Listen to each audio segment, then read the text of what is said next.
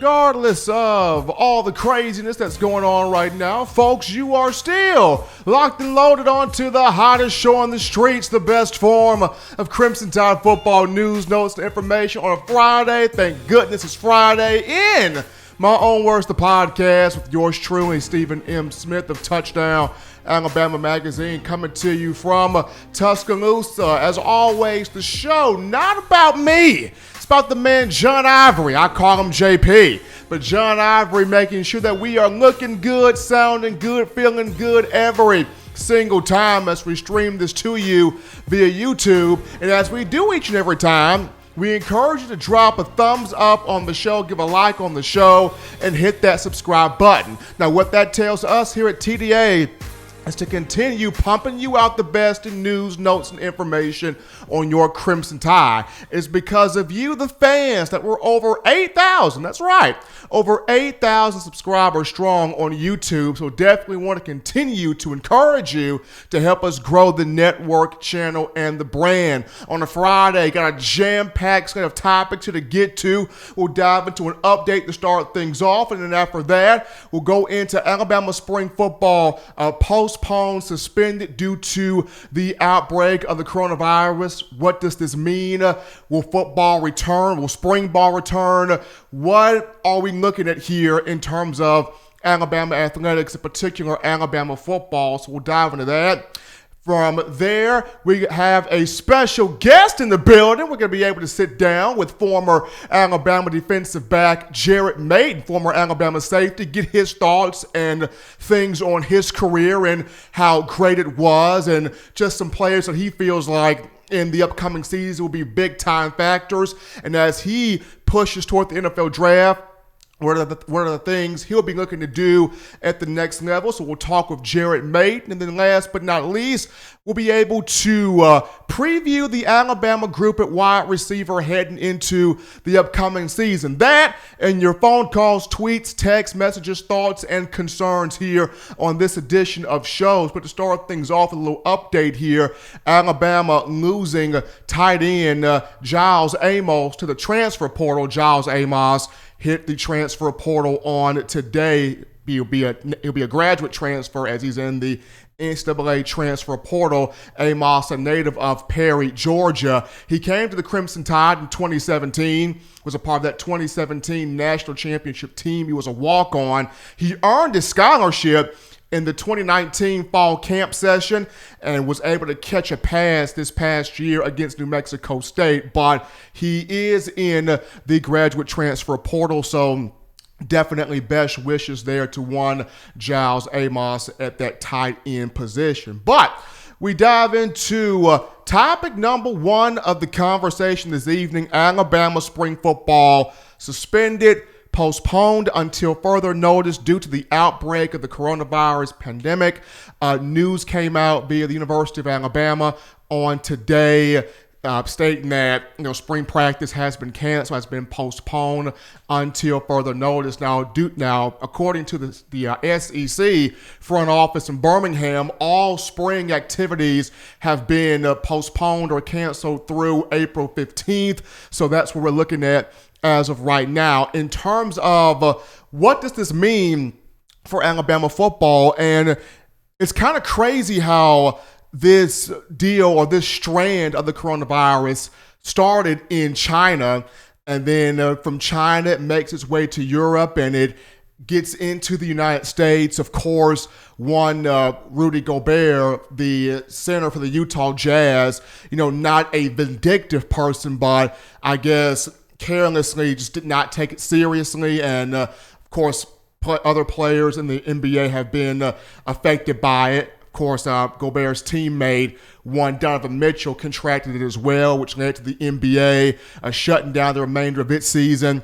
And then the NCAA college basketball March Madness tournaments for men and women both suspended, postponed, canceled. The conference tournaments for the respective conferences canceled. Just so many things happening with this virus, and it's made its way to the state of Alabama with already a confirmed case in Montgomery. But prior to football Basketball is affected by this. Alabama men's and women's basketball. Alabama baseball affected. Alabama softball affected. But in terms of football, the good news is, in a sense of, there is potential for a return to spring practice. We're kind of just in limbo right now as we are in strong hope, in strong faith, and strong prayer that modern medicine, medical technology, pharmaceuticals, scientists, everybody trying to figure out a way to combat the virus, figure out a way to come up with some type of vaccine, some type of cure, because it really sort of snuck up on us in a sense, and people are taking the necessary precautions. People are being proactive and getting in front of this thing. So right now, we are in limbo as to when spring practice returns. Now, to me, as long as no one in the football facility, no one on the coaching staff, no one in the support staff, none of the players, as long as nobody within this facility contracts the virus, then I strongly believe that spring ball will return to the University of Alabama. It's just a matter of when, as once again, we're kind of in limbo in regards to that. And I remember just going back to some statements made by Kentucky men's basketball coach John Calipari, along with others, that it's a trying thing when you see these young athletes in basketball, men and women's basketball, that they grew up, as children, looking forward to this moment, playing in the NCAA tournament. You look forward to, you grow up in the backyard dreaming of that day when you can hit that game-winning shot to win March Madness. You, as a child, look forward to that day to where you can compete in the tournament and you get a chance to cut down those nets as champions of college basketball, and for the chancellors, the presidents, the athletic directors, the coaches to come to these young men and women and tell them that you're not going to have that opportunity. It hurts because they've worked so hard for this moment. And while you sign your letter of intent to come to a school to fulfill that educational requirement, and that's important, and you want to do that, but you also come to the school to fulfill your athletic goals, whether those be in football, basketball, baseball, softball, track and field, what have you. And just for the NCAA tournament, I understand a lot of these young people, they nod, they shake their head, and understanding that they're not going to get this opportunity to compete in March Madness, but in the hearts of so many of these individuals, I can only imagine the pain, the anguish, the frustration, the tears, the agony, because this is what they've always wanted to do. So definitely, I feel for those guys in these respective sports, but just in terms of football, hopefully and prayerfully, University of Alabama, Crimson Tide can get to the bottom of the situation in terms of figuring out, can it get back to get it on the field in terms of the spring practice, the A-Day game, which as of right now with the SEC saying that the spring activities have been canceled or postponed up until April 15th. We still have no knowledge. We still have no information as to say, will the A-Day game be completely canceled? So we'll just wait until we continue to get more information, more thoughts, and more clarity on where to kind of move forward from here, but just providing to you the information as it is right now. Crimson Tide spring football practice has been postponed until we get some further information. And for me, even though I'm not happy about the situation, U.S. fans not happy about the situation, I was looking forward to going out on the practice field today to get pictures, get video, get sound, get audio, just get all the content and the information about the excitement that is spring ball. The good thing is, at least this is not happening right in August, July, August, September, the summer months going into the season.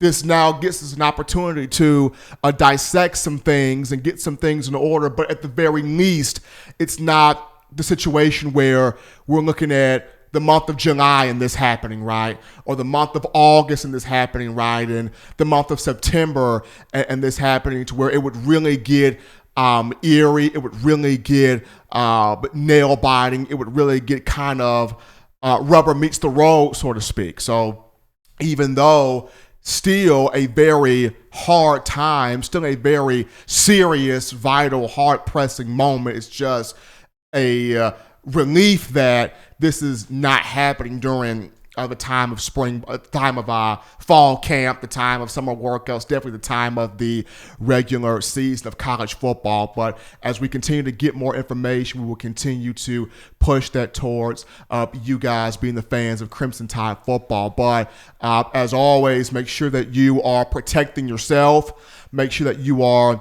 protecting the loved ones, the people around you. Make sure that you are also, by every means of the imagination, protecting, the next door neighbor, just making sure people are aware, people are up to date on what's going on, and everybody can kind of make sure that everybody is okay. But that's just the news there in terms of the coronavirus for Alabama canceling spring football practice until further notice. But we're going to go to our first break here on In My Own Words, the podcast. Don't touch that dial. Upon our return, we dive into your tweets, text, phone calls, messages, and concerns right after this.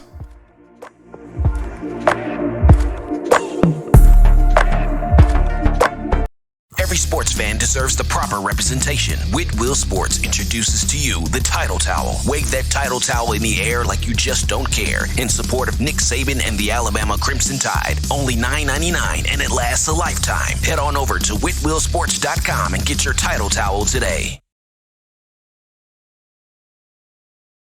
Touchdown Alabama Magazine is Alabama football's premier publication. A subscription to Touchdown Alabama Magazine is the perfect gift for any Alabama fan. For exclusive news and information, recruiting updates, a free annual print magazine, and more, go to touchdownalabama.com and click join. Only $5.95 per month, or pay $49.95 for a full year subscription. That's a saving of almost $22. Make sure to subscribe before it's too late and get our new freshly printed end of the year magazine issue. Go to touchdownalabama.com today and roll Tide.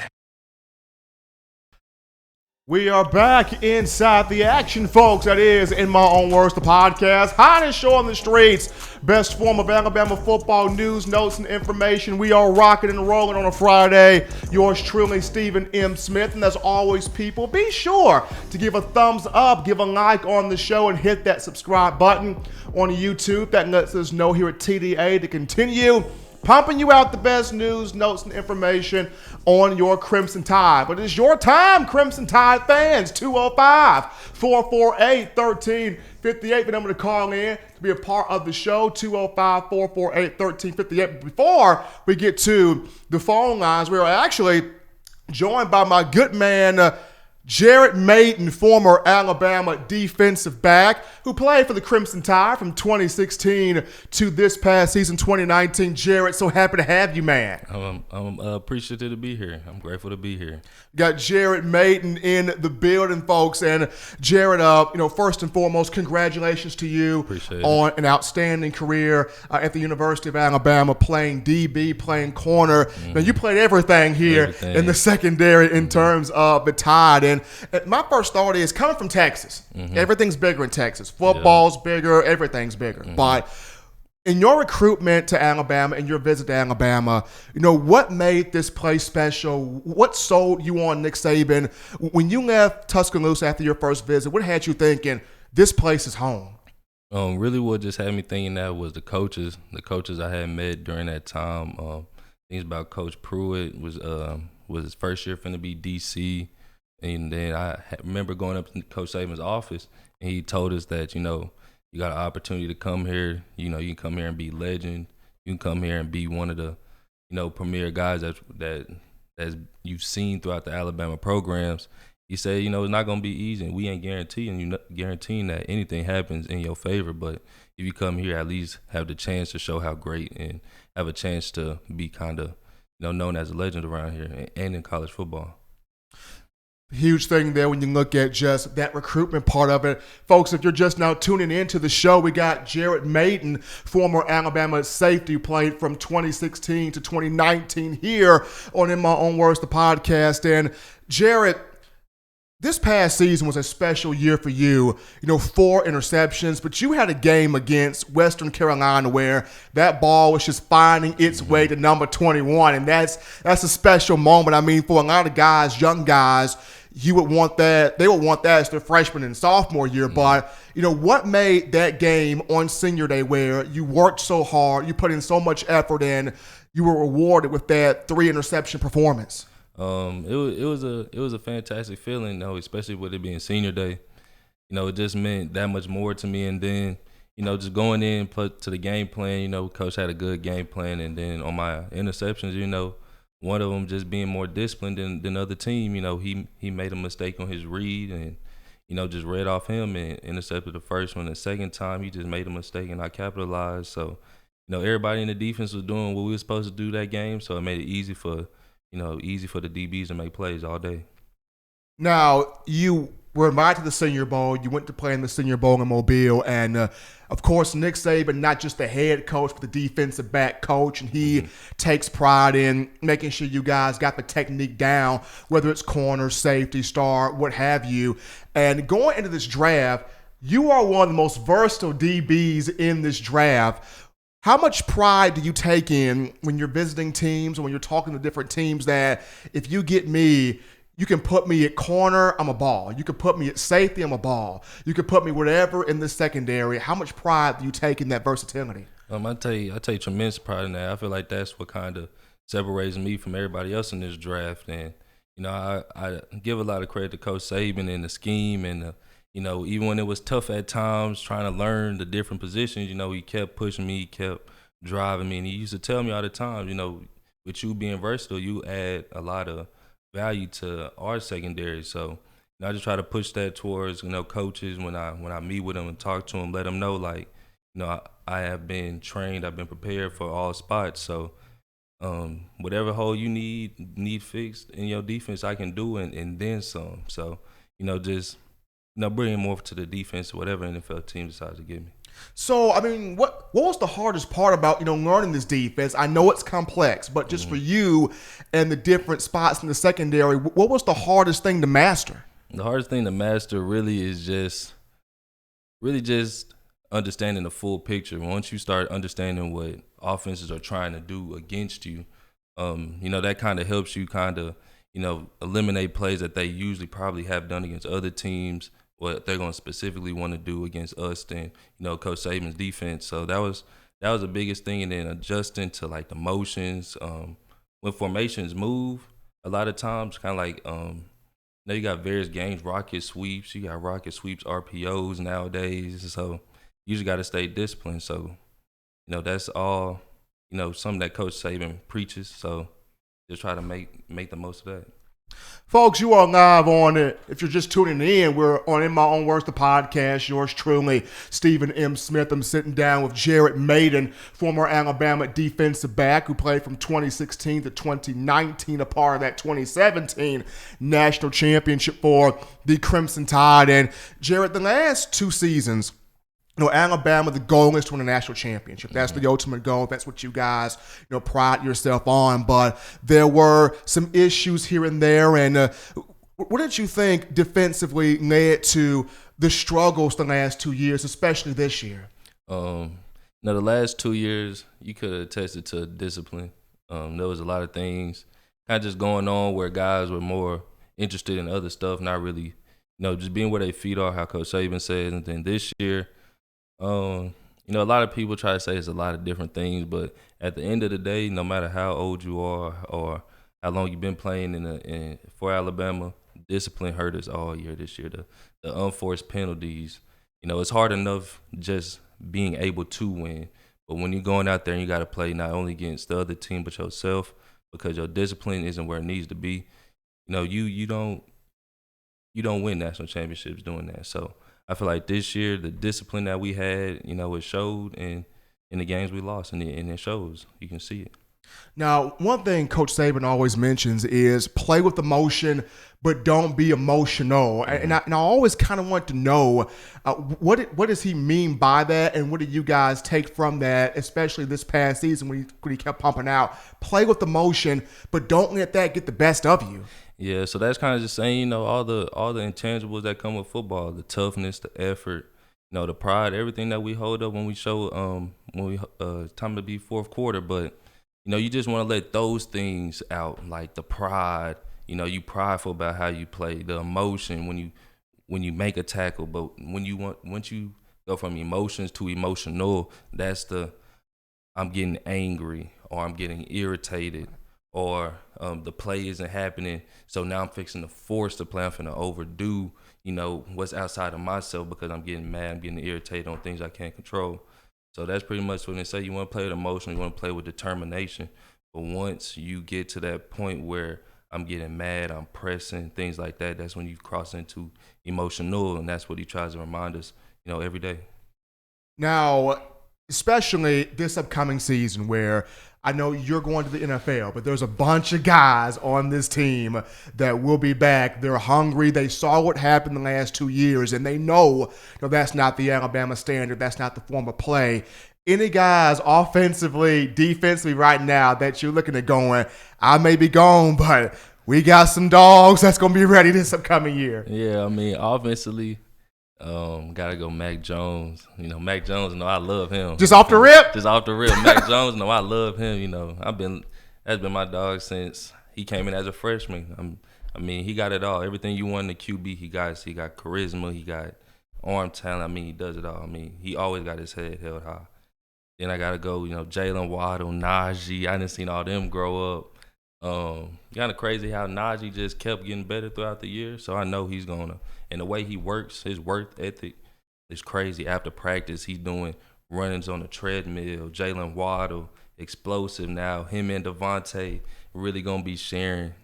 So the offense is gonna do what they gonna do. But defensive wise, you got Demo back. I know he looking to show how much of an alpha dog he is on that defense. Josh, I'm pretty sure gonna play with his chip on the shoulder because he got hurt. Secondary, Pat, Job got a lot to prove. Big hitter, Battle coming back.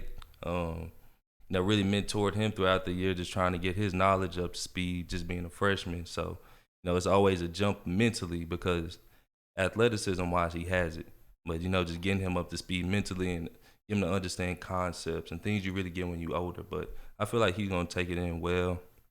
D-line, LeBron, Ray. But I feel like the team, the team gonna be good. I feel like they're gonna take all the lessons that, all the old heads told them last year around the bowl season, Michigan game. If they take what we told them, and take that to heart, I feel like we're gonna be back on top.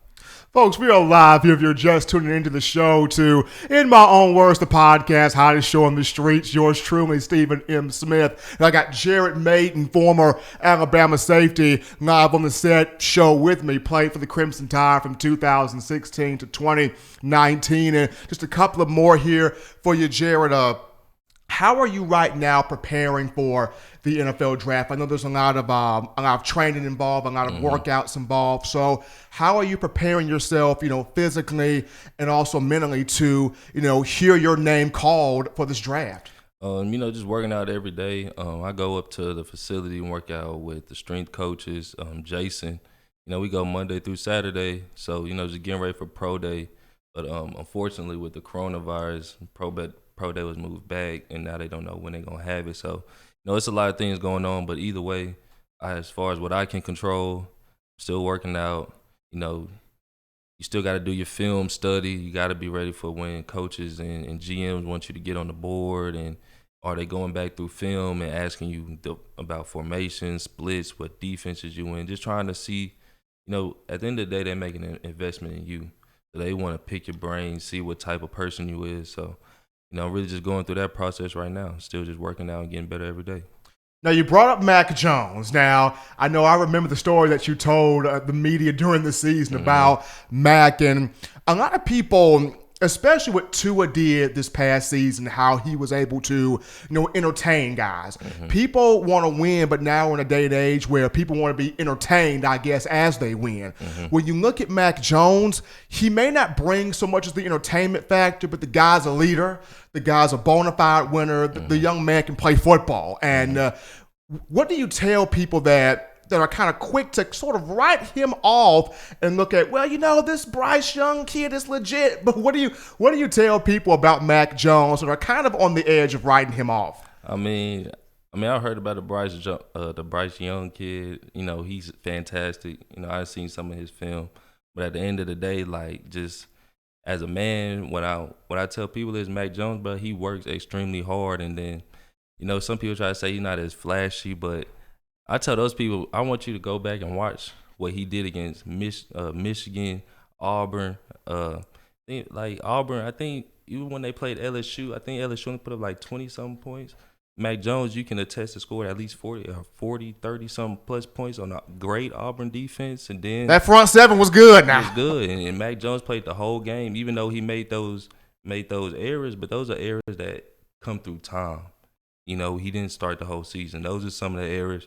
If you go look back at some of Tua's games where he probably made an unforced error, those are just things that come with the growth of playing a position in live settings. But the Michigan game, I seen him step up in the pocket so pretty and throw a rainbow floater to Judy in stride. Like, those are just some of the things that as a QB, if he wasn't tough, mentally tough, he's not sliding up in the court in a pocket like that. I didn't see QBs when we play them step back and try to avoid the rush. But, Mac Jones, he a winner. He's going to compete. He's going to win. He's going to do whatever he has to do to get the first down. Auburn, I remember he got his helmet knocked off, I think, something like that, trying to get the first down. Like, those are the type of things that me, as a player, when I see that in a person, it's going to make me want to play 10 times harder just from watching it.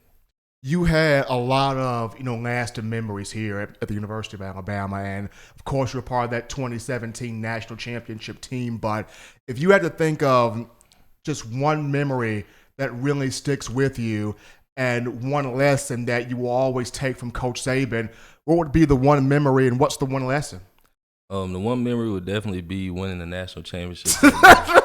That was crazy. I remember Tua getting sacked. And the next play, I'm just kind of like, man. Can I tell you I threw a root beer at the TV when that happened? Man, I probably would have too. I was down. I was, man, it's long, second 26, long way away from a field goal.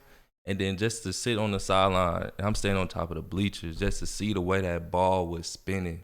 If you had seen it in real life, you would have thought it was poetry or it just looked so pretty. And then to see Devontae on the other side catch it, man, I threw my helmet up so high. Like, it took me a minute to realize what was really just going on. Like, I just kind of looked around. I seen people rushing out on the field. And I'm just looking and looking. I said, oh, snap, we just won. I threw my helmet up. I don't know who it hit. I don't know where it landed. I don't know if it might have hit somebody in the head. But, I mean, that was just that's the greatest. I feel like I'm going to remember that till I don't even know. I'm just going to always keep that close to my heart.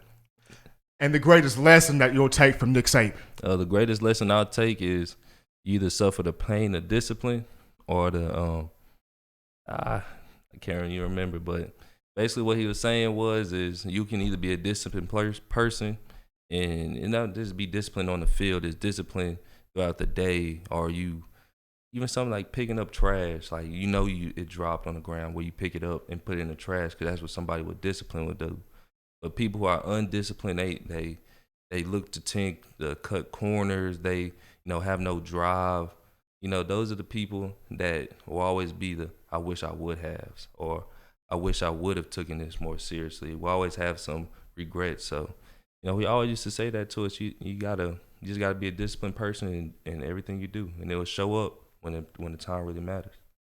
He's Jarrett Maiden, ladies and gentlemen, graciously joining us live here on the End of My Own Words, the podcast, hottest show on the streets with yours truly, Stephen M. Smith. And Jarrett, so thankful to have you here, man, on the show. Really, really appreciate it. Best wishes to you, man, in terms of the NFL draft, getting picked up, getting selected by a team, and going on to have a major career in the pros. But we're going to take another break here on the show. But upon our return, folks, we will dive into your tweets, text, phone calls, thoughts, questions, and concerns right after this.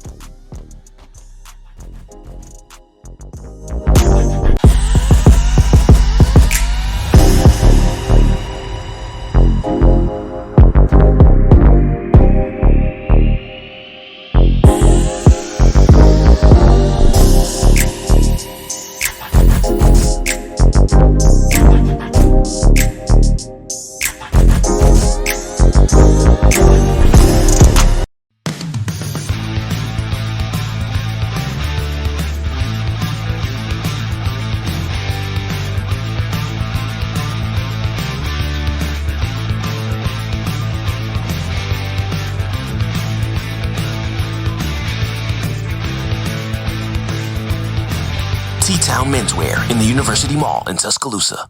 Touchdown Alabama Magazine is Alabama football's premier publication. A subscription to Touchdown Alabama Magazine is the perfect gift for any Alabama fan. For exclusive news and information, recruiting updates, a free annual print magazine, and more, go to touchdownalabama.com and click join. Only $5.95 per month, or pay $49.95 for a full year subscription. That's a saving of almost $22. Make sure to subscribe before it's too late and get our new freshly printed end of the year magazine issue. Go to touchdownalabama.com today and roll Tide.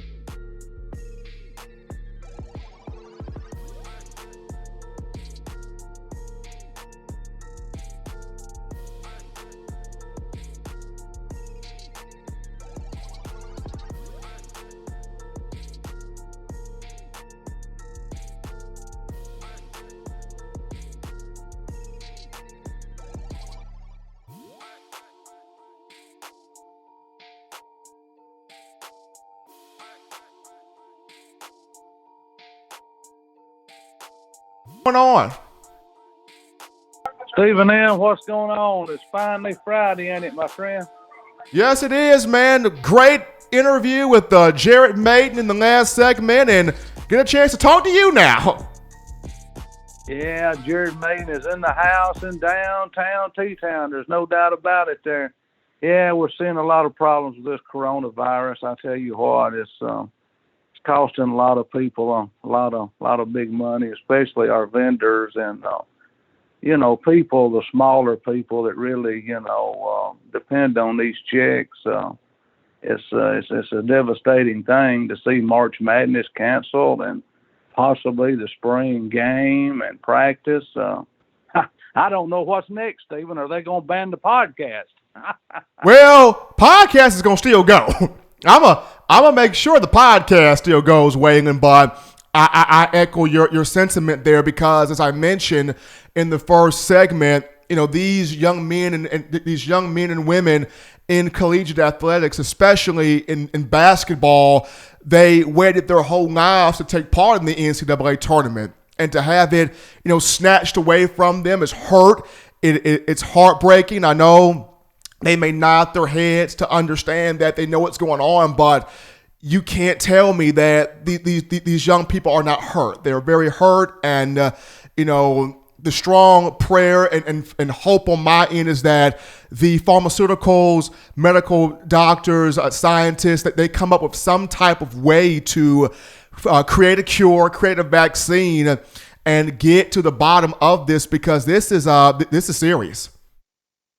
Yes, it is serious. Even the Masters has been postponed. Said something about the Kentucky Derby. I've been to the Masters a couple of times. I know what kind of money that draws. Yeah, these young kids also, they have lost a hope in winning that, throwing that 3-point shot in, 2-point shot, slam dunk, however you want to say it.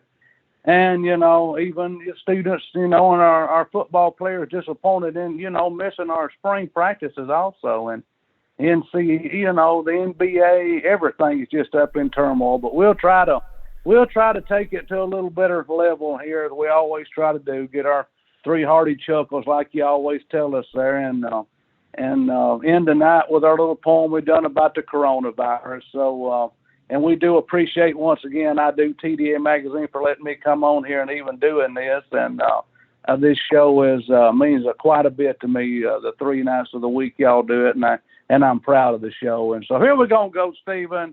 Roses are red, violets are blue. It's Friday the 13th, and we have also lost our spring practices too. The coronavirus is roaring, and you better not be caught snoring. With no hand sanitizer or toilet paper too, this makes it hard for a family to choose. So keep your priorities in line, and just thank God once again, and remember, it's not long till the 1st of September. Catch you Monday night, Stephen. Have a good weekend. Y'all be blessed at TDA. Bye-bye.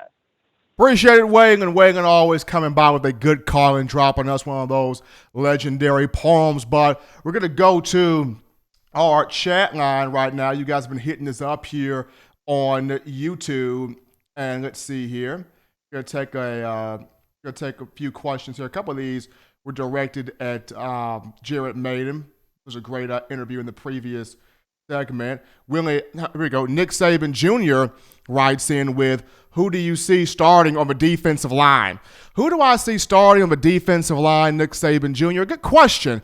I see LeBron Ray at one defensive end.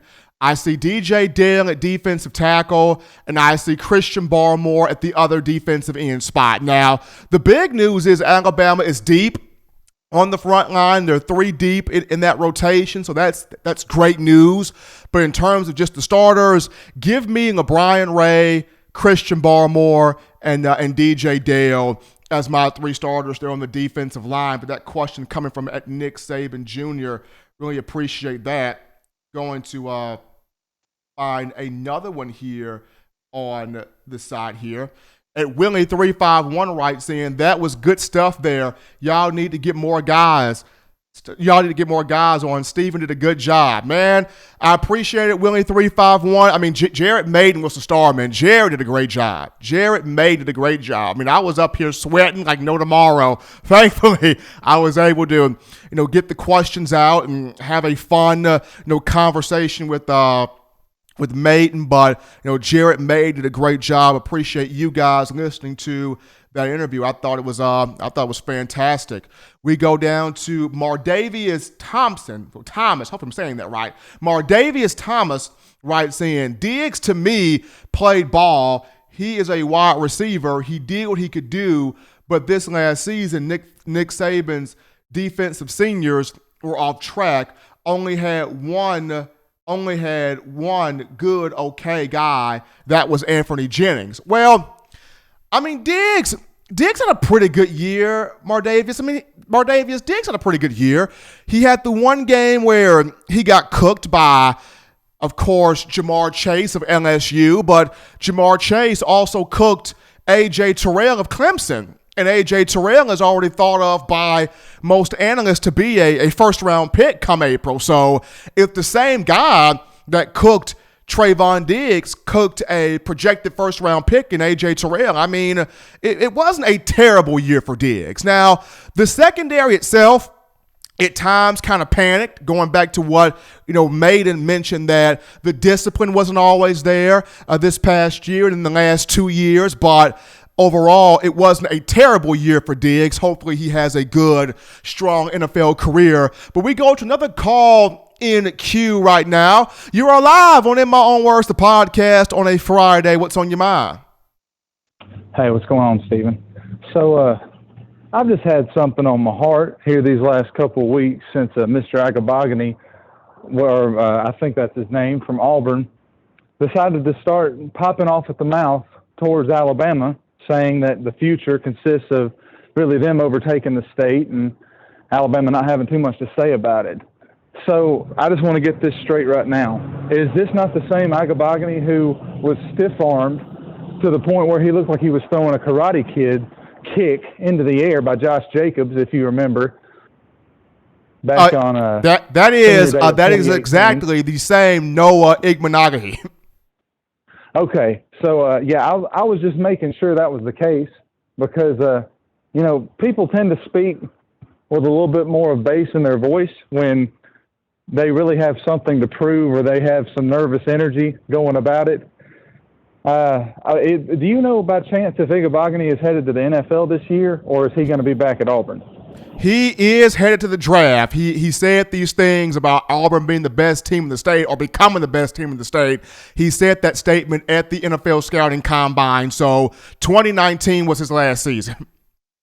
Okay. Well, I find it pretty strange that as he's walking out the door, I would not, or really any objective person that watched the Alabama-Auburn game this past season, would not think that Auburn's defense overwhelmed Alabama's offense. 45 points speaks to the contrary. So I would just keep in mind that he didn't have that big of a part in either one of the victories over us. And the only thing that stuck out about him in my mind when I saw his name was that hit that Josh Jacobs put on him. So just wanted to leave that as a food for thought. Have a good evening, Stephen, and look forward to next time. Appreciate the call, man. We got some thoughts there on one Noah Igbenogany there. But continuing the call segment on a Friday, we go to our next one in queue, and you are live on In My Own Words, the podcast on a Friday. What's going on? Hey, Stephen, how are you? Man, I cannot complain, man. How you doing? I'm doing well. I just heard the interview you did with Jared Maiden, and I really liked a lot of things that you said. And one of the things that really kind of struck me is when I believe you asked him about the defense, and you gave a really mature answer. And I think he said something to the effect that we're all athletes or grown men or something, and we all have a job to do. We just kind of lack some discipline, and it kind of made me feel a little bit better because I know Pete Golden's been getting a lot of the flack, and some of them I'm sure is justly so, but just kind of wanted your thoughts on that to see if based on some of the things that he was saying, if it was more of a player thing, or if it's more of a coaching thing, or if it's a little bit of one or the other. But I just kind of wanted your thoughts on that. I think I feel a little bit better after listening to what he had to say about it. But hopefully next year, with all the guys returning, we get much more better camaraderie back there, and not a lot of discipline. And Pete Golden's second year, and Charlie Strong in there. Just kind of want your thoughts on that, and enjoying the show. Thank you. Absolutely. I agree with what Maiden said. It was the discipline issues in terms of players, but at the same time, I think it's a little of both. I thought it was some discipline issues on behalf of the players, but also some communication issues in behalf of making sure you're getting the right call on the field, starting with Pete Golden, and I believe he will get better with that this coming up season. But we're going to go to our next break here on In My Own Words, the podcast. Don't touch that dial, folks. Still getting this thing rolling down the street on a Friday. Upon our return, we will preview the wide receiver position for the Crimson Tide for the upcoming season. Don't touch that dial. You're listening to In My Own Words.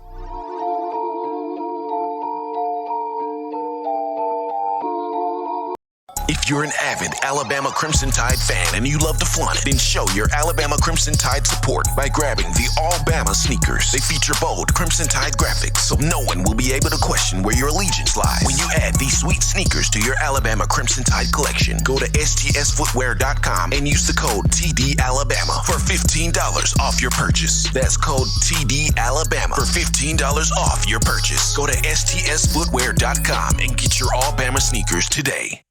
Touchdown Alabama Magazine is Alabama football's premier publication. A subscription to Touchdown Alabama Magazine is the perfect gift for any Alabama fan. For exclusive news and information, recruiting updates, a free annual print magazine, and more, go to touchdownalabama.com and click join. Only $5.95 per month, or pay $49.95 for a full year subscription. That's a saving of almost $22. Make sure to subscribe before it's too late and get our new freshly printed end of the year magazine issue. Go to touchdownalabama.com today and roll Tide.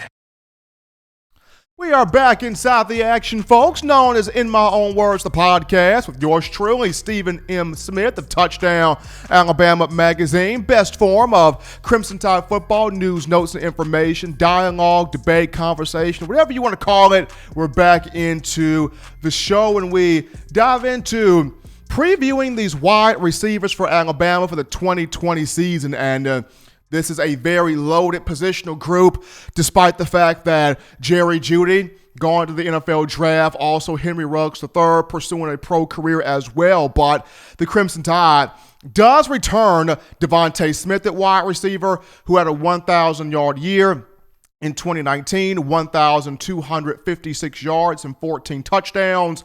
Jalen Waddle was back, 560 yards receiving in 2019 with 6 scores. He was also dynamic as a punt returner and should have had more than 1 punt return for a touchdown this year, but unfortunately there was a couple of block in the back calls. But hopefully Alabama will get better with that in this upcoming season in the fall. So Devontae Smith back, Jalen Waddle back, Terrell Shavers is back at 6'6" out of Louisville, Texas.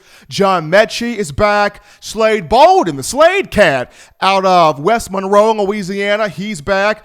Xavier Williams is back, and also Chadarius Towson back as well. In terms of the guys that enrolled early, we're looking at Thiu Jones-Bell from the Florida area. A lot of potential with that young man. Trayshawn Holden at 6'3", 200 pounds. Very, very physical specimen. And, of course, the young man that will be coming in the summer. We got Javon Baker also. So, very deep group at wide receiver. Now, the question is, who's the number 3 guy? That's the question. We all know what Devontae Smith can do. We saw him as a freshman catch 2 game-winning touchdowns in 2017. The most notable one, 2nd and 26, Tua Tagovailoa to Smitty, 41 yards, popped the bubbly. Nick Saban excited. You beat Georgia 26-23 in Mercedes-Benz Stadium. So that's the most heralded one, but we know clearly what Devontae Smith is capable of doing. We know what Jalen Waddle is capable of. We have seen him catch passes, split defensive backs in half, he takes away the angle from defensive backs, scores touchdowns, just tremendous acceleration, the human joystick, if you will, and his ability on kick return, punt return, outstanding. In a previous show, I talked about how, to some extent, Alabama's going to have to find a way to allow Waddle to touch the football between 15 and 20 times a game. I'm just saying. I know Nick Saban wants to do the ball control thing. I know Nick Saban wants to run the football with Najee Harris and Brian Robinson and Trey Sanders and Keegan Robinson and the 3 freshmen that are in the program right now. I get that, but I mean, if you want to really entertain this fan base, you put this ball into the hands of Jalen Waddle 15 to 20 times and just let, Houdini just do his thing wearing number 17 inside Bryant-Denny Stadium. But you know what Jalen Waddle's capable of. The question is, who becomes the 3rd guy? Who steps up as the 3rd piece in this rotation for Mac Jones, Bryce Young, or whomever wins the quarterback job? Who becomes the 3rd piece in this rotation at wide receiver to take some pressure off Smitty and Waddle, or to use a better term, to enhance, both of those 2 guys? And Alabama's got a list of players that can do this. I mean, people have been waiting on Terrell Shavers for a minute now.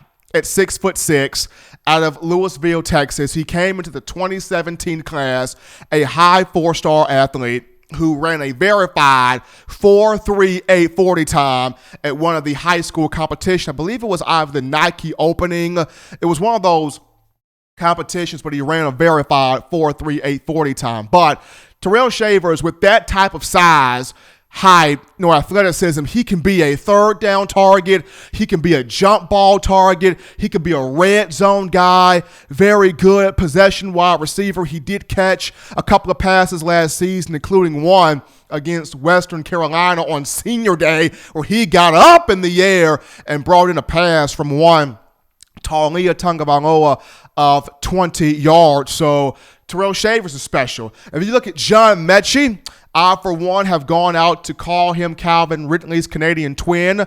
John Mechie from Canada, a guy that, body-wise, he is 6 feet, 195 pounds, wears number 3. Well, started off wearing number 3, much like Calvin. He would switch his number to number 8 in the during the middle portion of the regular season, but a guy in Mechie that speed, hands, route running, big playmaking ability, the most valuable player, the MVP of last year's A-Day spring game performance. So therein lies Mechie.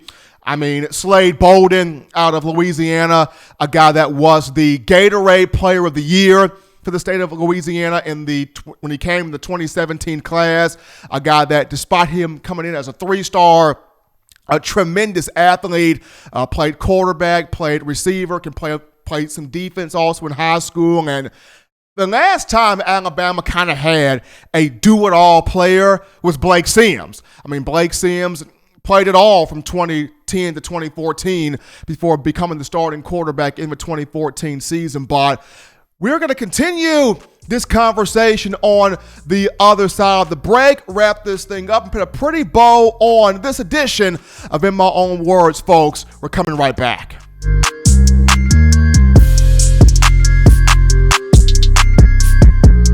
Touchdown Alabama Magazine is Alabama football's premier publication. A subscription to Touchdown Alabama Magazine is the perfect gift for any Alabama fan. For exclusive news and information, recruiting updates, a free annual print magazine, and more, go to touchdownalabama.com and click join. Only $5.95 per month, or pay $49.95 for a full year subscription. That's a saving of almost $22. Make sure to subscribe before it's too late and get our new freshly printed end of the year magazine issue. Go to touchdownalabama.com today and roll Tide.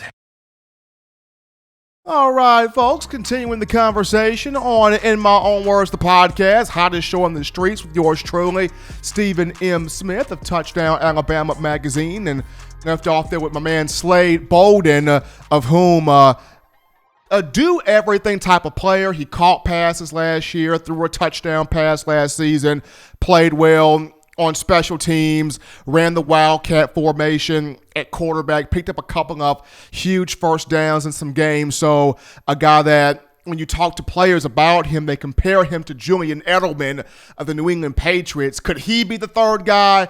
Remains to be seen.